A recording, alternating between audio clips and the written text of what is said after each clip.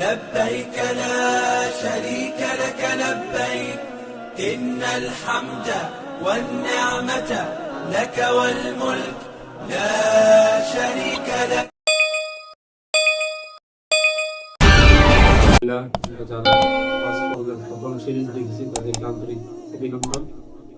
দ্বিতীয় পর্ব শেষ পর্যন্ত দেখার জন্য আপনাদেরকে স্বাগত। দ্বিতীয় পর্ব আমরা আলোচনা করব হজ কাদের উপর ফরজ।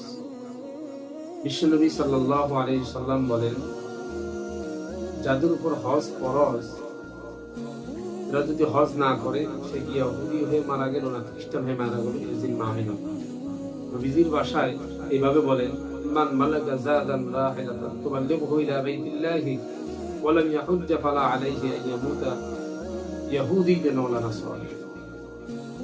হজ ওই সমস্ত ব্যক্তিদের উপর ফরজ যে আল্লাহ তাআলা মানব জাতির প্রতি হজকে ফরজ করেছেন শর্ত সাপেক্ষে। শর্ত হলো, এক নম্বর, সে মুসলমান হতে হবে, সাবালক হতে হবে, সে সুস্থ হয়ে থাকতে হবে, স্বাধীন হতে হবে, বাইতুল্লাহ পর্যন্ত পৌঁছার সামর্থ্য থাকতে হবে।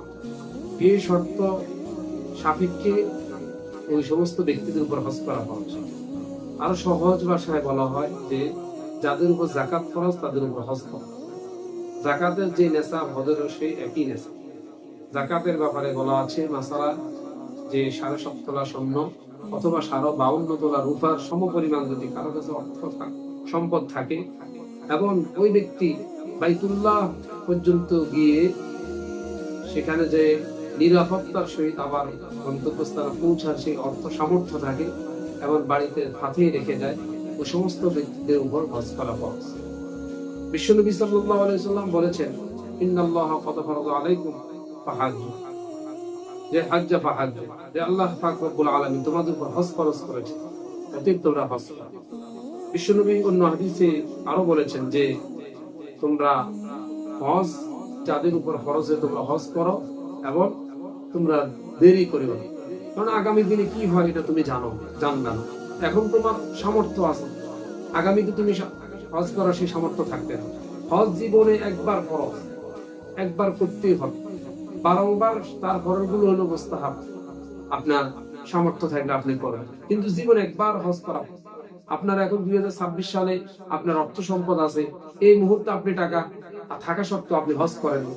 আমাদের ভিতরে একটা বাঙালি কালচার হলো যে হজের জন্য আমার চাকরি থেকে রিটার্ন হতে হবে, আমি অবসর হলো তখন যাই করবো, আমার মেয়ে বিয়ে শাদী দিতে হবে, আমার ঘর বাড়ি করতে হবে। অথচ এগুলো আমাদের কালচার। বাস্তবিক পক্ষে ইসলামী শরীয়তে মেয়ে বিয়ে কেন, সে নিজে বিয়ে করাও শর্ত নয়।